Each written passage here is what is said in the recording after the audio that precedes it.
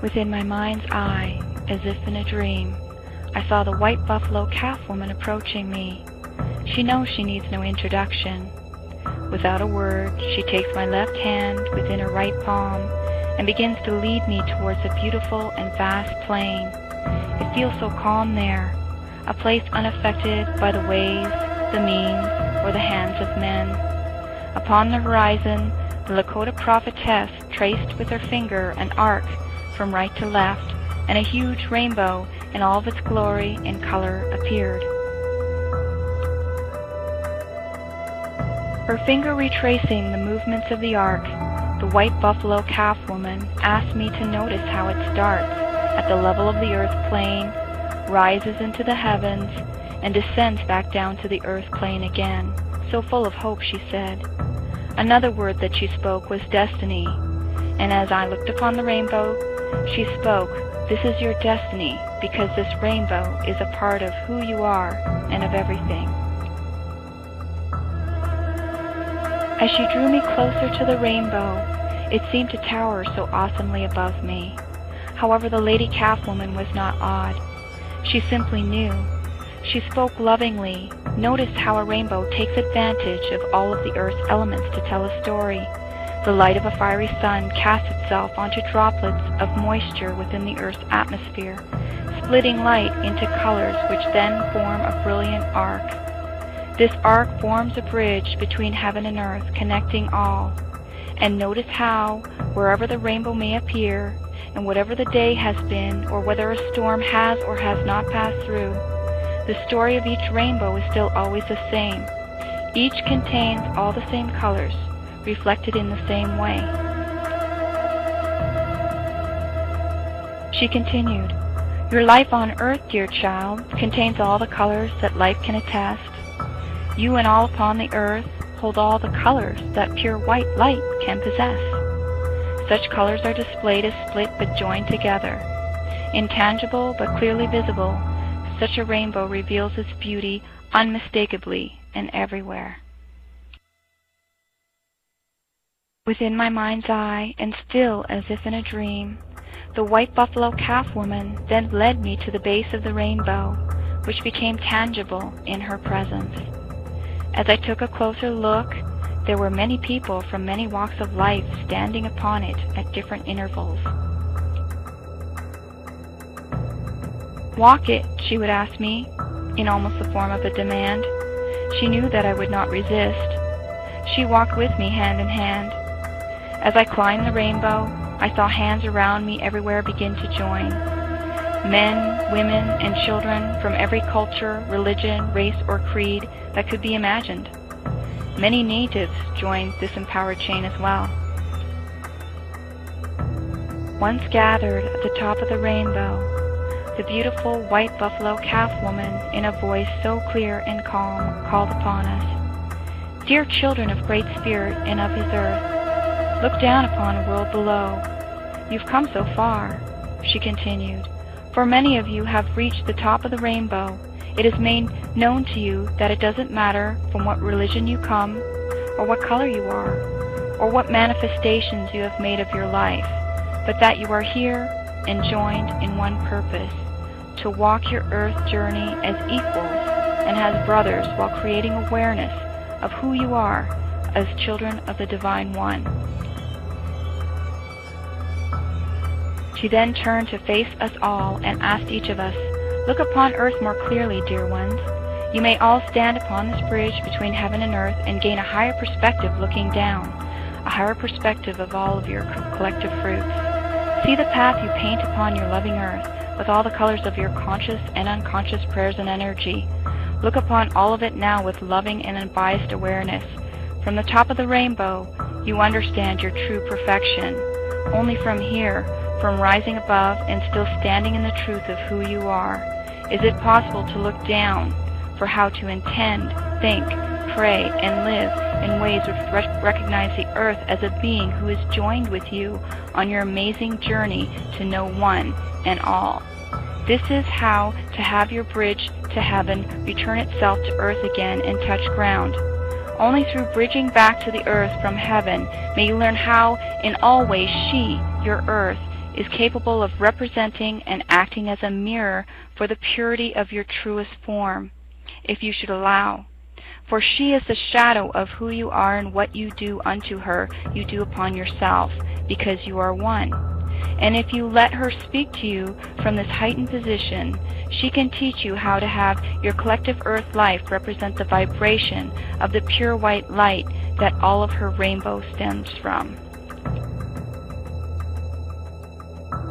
She continued, "Look at nature to see what has been created there. Where do you observe a tree growing healthy fruit, and where can be found polluting weeds that without boundaries threaten what tries to flower all around?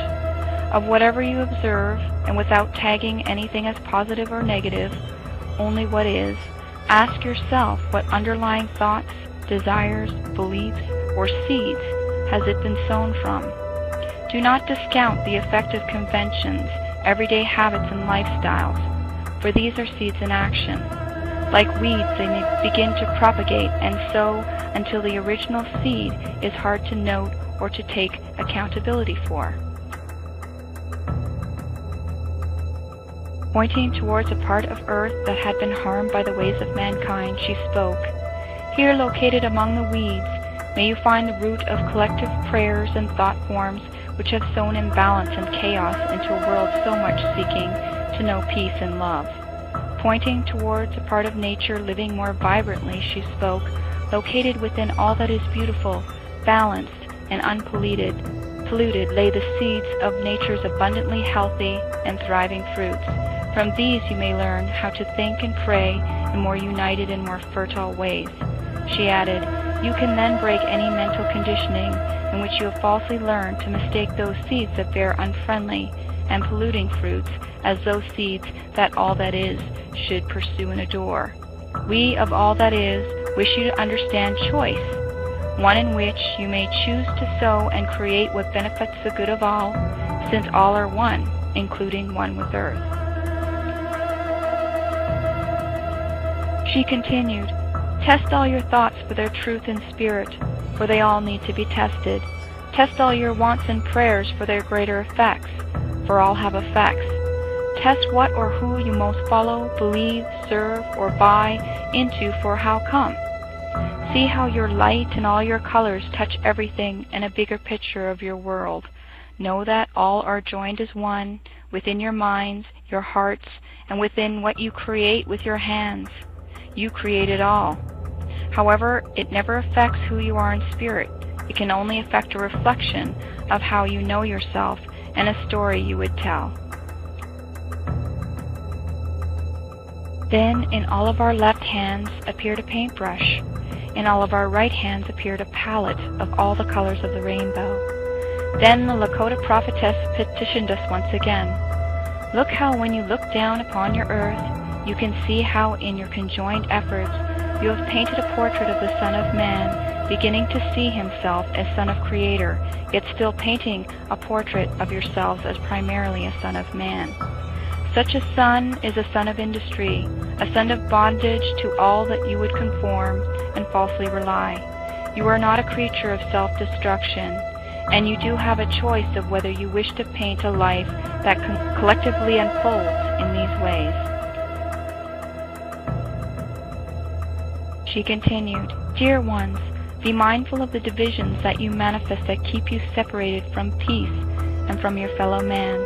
In truth, you are all joined and one in spirit with the Creator of all that is." Beauty, wisdom, and strength radiating from her being, she wanted to inform, "Make a choice to paint this truth upon the earth you see. Paint this truth into your experience and reality, for it is time to use what you know of yourself in a more embodied way. Look down from the top of this rainbow upon nature to ask more clearly how, because your material world is alive with mirrors, portraits, and all that you choose to be painted, and why you have painted them at all. See any internal ways in which you treat yourselves or earth in ways that make you either polluted or unworthy. Brothers, sisters, mothers, fathers, children, and your mother the earth are ever worthy. However, through mankind's treating life unkindly, He has not seen the colors of what you all truly are and what all truly is. As she continued talking, she asked those who stood with her to look down upon the earth in new ways in conjoined foresight and conscious intention. Free yourself, she said, for you are here to learn a new freedom regarding who you are and why you came to earth. Earth is a story about yourself, first not knowing who you are and then knowing truth. You are not a product to buy or sell. You own nothing and are owned by nothing. When you define yourself through who you are within the world, you create suffering. When you define yourself through a new prayer, you recreate truth. If you cannot pray for peace in your world and can only pray for what brings you chaos, why pray at all? As I was wondering what the potential would be if no one prayed at all, she seemed to read my mind and had one thing to say. You always have choice of whether you will choose to learn a lesson within a lifetime. Through not choosing, one can never fail, for you can only be what you are. You merely have another opportunity to learn, and a cycle repeats again. And with this last statement, the vision shifted, and the white buffalo cap woman showed a glimpse of a potential future. In the vision, there were many people dressed in white robes, living in shared communities, learning together, at peace with one another and with the world. These communities seemed to be ones that respected the Earth Mother and our brothers, sisters, elders, and children. They did not operate on money, but upon sharing and trade.